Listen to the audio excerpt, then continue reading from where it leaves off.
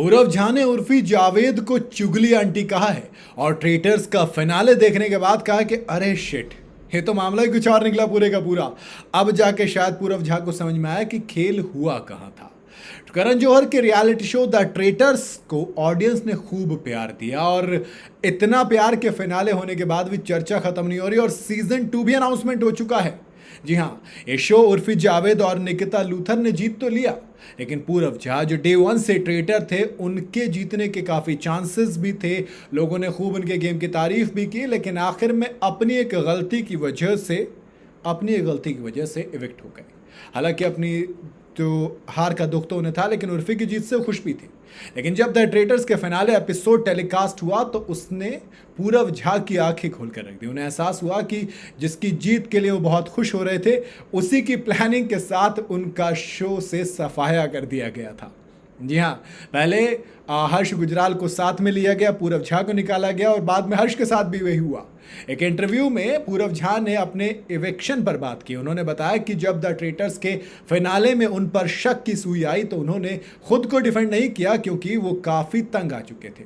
YouTuber ने कहा कि देखो, मैंने उम्मीद नहीं की थी कि मैं 10 मिनट पहले तक किसी पर शक होगा मुझ पर। बाद में मुझे लगा कि उर्फी जावेद इतनी चालाक है कि वो मुझे पहले से ऑब्जर्व कर रही है, लेकिन जब मैंने फिनाले देखा तो मुझे पता लगा कि अरे यार, अपनी बेवकूफ़ी से हम बाहर हुए हैं। उसकी चालाकी तो बात की बात थी, उसने तो सुन लिया था।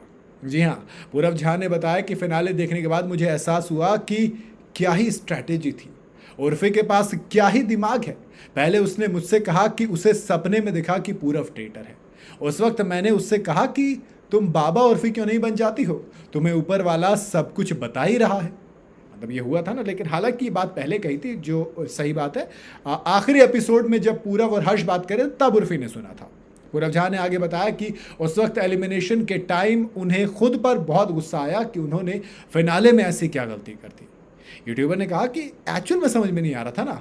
उर्फी ने शक ऑफ सर्कल में नहीं बताया कि उसने मेरी बात सुन ली थी, एपिसोड देखने के बाद मुझे पता चला। वो तो चुगली आंटी निकली।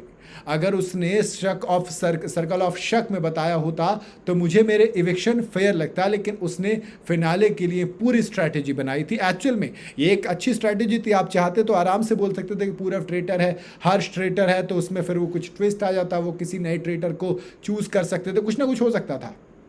क्या पता करण जौहर ही कोई नया ट्विस्ट डाल देते। इसलिए उर्फी ने दिमाग लगाया। बात सुन के सिर्फ निकिता लूथर को पहले कॉन्फिडेंस में लिया, फिर हर्ष गुजराल को पकड़ा, तीनों को साथ लेकर पूरव झा को इविक्ट किया।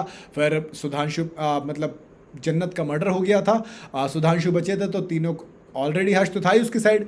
निकिता को और कॉन्फिडेंस में लिया, निकिता को वो बात बताई तो निकिता भी कॉन्फिडेंस थी। तो पहले किसको निकाला? सुधांशु को, और फिर आखिर में निकिता और उर्फी ने मिलकर निकाल दिया हर्ष को। साथ में बन गए दोनों इनोसेंट्स विनर। तगड़ा रहा गेम मेरे हिसाब से। बाकी आपका क्या कहना है कमेंट में ज़रूर बताइएगा। वीडियो अगर आपको पसंद आई हो तो इसे लाइक और शेयर ज़रूर करें, और जाते जाते चैनल को फॉलो और सब्सक्राइब ज़रूर करते जाइएगा।